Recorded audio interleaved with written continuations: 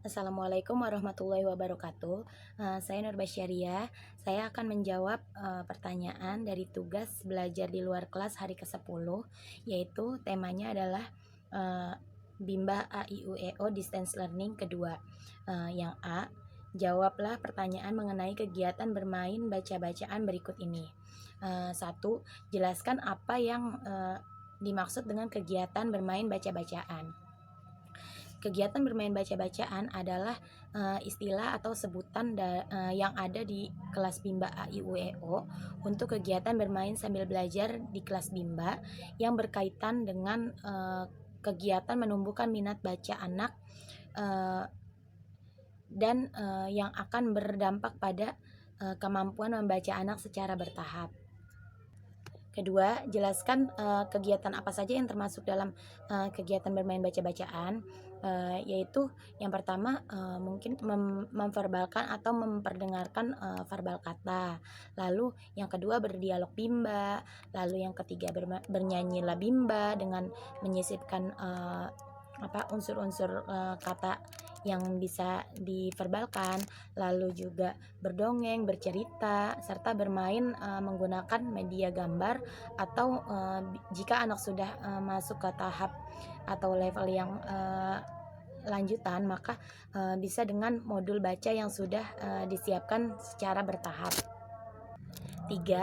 Apa tujuan dari bermain baca-bacaan?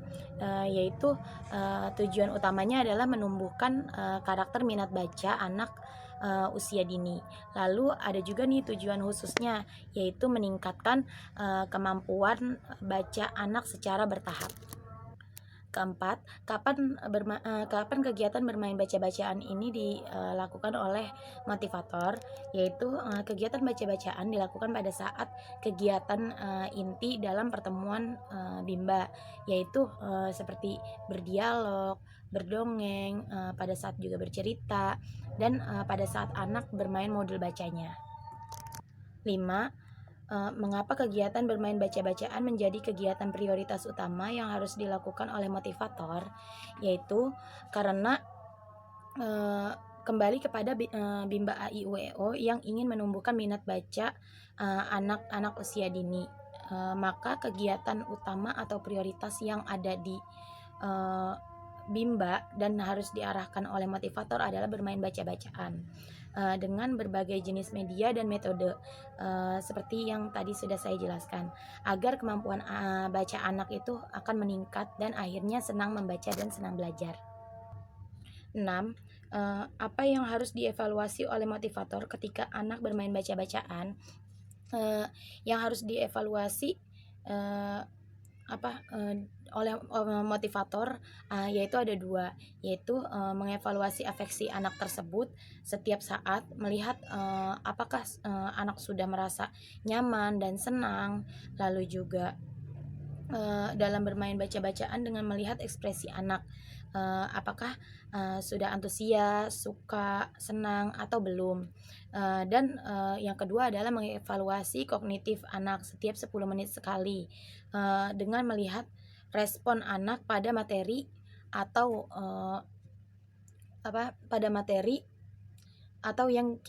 materi yang kita arahkan nih, lalu atau kita berikan. Jika respon anak itu cepat menangkap, lalu juga cepat tanggap dan cepat menjawab materi yang kita berikan, anak berarti sudah bisa atau sudah mampu menguasai materi tersebut. Jadi kita harus bisa mengetahui apakah anak ini sudah mampu atau belum, untuk mengetahui perkembangan dan kemampuan anak tersebut sejauh mana. 7. Bagaimana cara menerapkan kegiatan bermain baca-bacaan bersama anak? Yaitu seperti yang saya bilang tadi, bisa dengan berdialog dengan anak, bercerita, berdongeng, lalu juga menunjukkan media-media gambar, serta dengan menggunakan modul baca yang sudah diberikan kepada anak dengan diselingi permainan-permainan atau kegiatan selingan lain seperti melipat kertas atau juga menarik garis agar anak itu tidak bosan. Yang B, Jawablah pertanyaan mengenai kegiatan bermain baca-bacaan berikut ini. 1.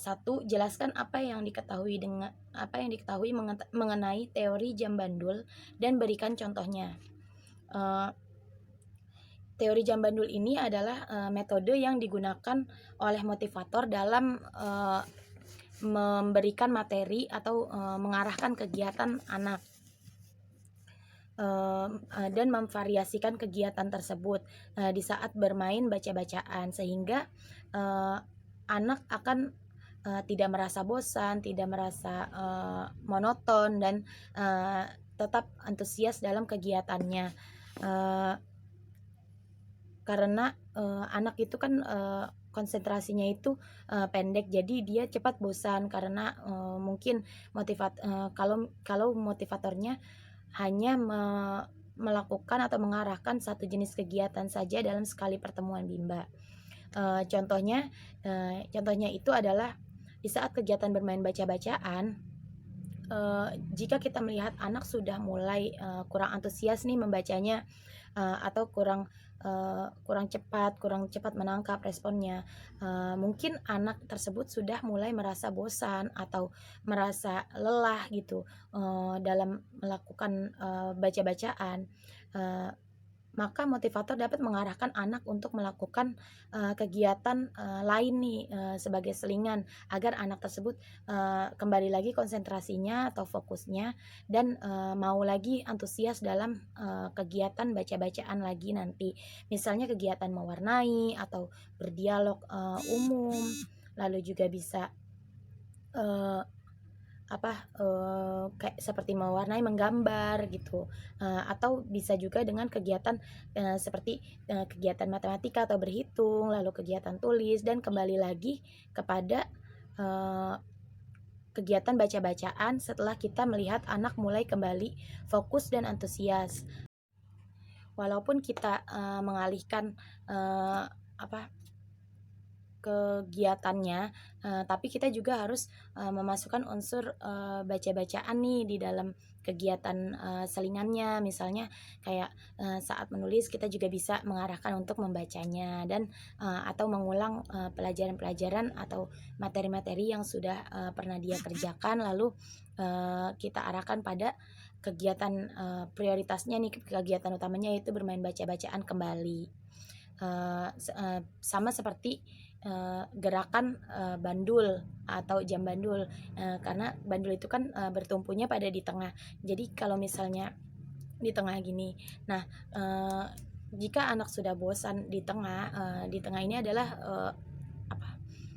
bermain baca-bacaan nih, kegiatan bermain baca-bacaan. Lalu jika anak sudah mulai bosan, kita bisa alihkan ke kegiatan di kanan nih, yaitu kegiatan misalnya mewarnai atau kegiatan apa nih yang dia suka. Kita bisa tanyakan dulu nih, kakak maunya main apa nih sekarang gitu. Kakak udah bosen ya baca-bacaan, ya udah yuk kita main apa. Oh, kakak mau mewarnai, ya udah kita mewarnai ya. Tapi di dalam kegiatan mewarnai itu kita juga bisa selipkan sedikit-sedikit materi baca-bacaan tersebut gitu. Lalu nanti balik lagi kita akan mengarahkan anak untuk bermain baca-bacaan kembali jika memang anaknya sudah mulai antusias kembali. Jika mulai bosan lagi, maka bisa juga kita arahkan kepada kegiatan lain seperti seperti di kiri ini, yaitu mungkin bisa dengan kegiatan berhitung atau menulis, atau kegiatan lain seperti berdialog gitu. Nanti kembali lagi pada kegiatan utamanya yaitu bermain baca-bacaan.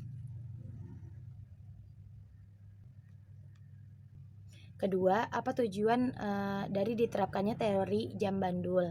Yaitu tujuannya adalah agar anak tidak merasa cepat bosan dan tetap semangat pada kegiatannya, serta antusias dalam melakukan segala arahan dari motivatornya. Selain itu juga untuk menciptakan suasana belajar anak yang fun learning atau menyenangkan, karena kegiatan yang bervariasi dengan tetap disesuaikan dengan kemauan dan kemampuan anak nih, jadi tidak monoton gitu. 3. Kapan motivator menerapkan teori jam bandul? Yaitu penerapan teori ini dapat dilakukan di sepanjang atau selama kegiatan inti berlangsung di dalam kelas atau pertemuan. 4. Bagaimana cara menerapkan teori bandul? Seperti yang sudah saya jelaskan di awal tadi, yaitu seperti gerakan bandul, motivator mengarahkan pada kegiatan yang bervariasi dalam membimbing minat anak dengan metode yang menyenangkan dan bertahap, agar anak tidak merasa bosan, tetap antusias, tetap semangat dalam melakukan kegiatannya, dan dengan memprioritaskan atau kembali lagi nih pada kegiatan inti atau utama, yakni bermain baca-bacaan yang diselingi kegiatan tambahan atau pendukung lain, seperti menggambar, menulis, menghitung, mewarnai, dan lain-lain, namun tetap kembali pada kegiatan membaca. Sama seperti gerakan bandul yang selalu akan berakhir atau berhenti pada titik tengahnya atau titik tumpunya, yaitu kegiatan prioritasnya yaitu baca-bacaan. Bagaimana jika motivator tidak menerapkan teori jam bandul? Yaitu akibat atau dampak utamanya jika teori ini tidak diterapkan oleh motivator, maka anak akan cepat merasa bosan dan tidak antusias atau tidak semangat dalam menjalani kegiatannya, karena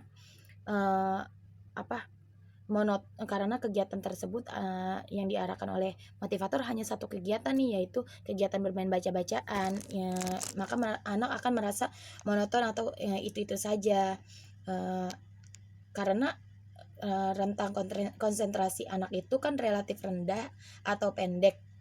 Lalu anak akan merasa bahwa kegiatan bermain sambil belajar bersama motivatornya itu tidak menyenangkan atau tidak mengasihkan, dan lebih asik bermain game atau permainan di luar kelas, sehingga anak nantinya akan enggan untuk masuk kelas.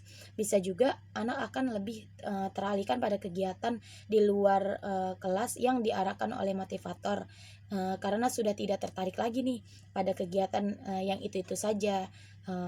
Dampak selanjutnya, anak akan tidak mau mengulangi kegiatan, bahkan tidak mau masuk kelas, dan akhirnya merasa terbebani dan berakhir pada benci belajar.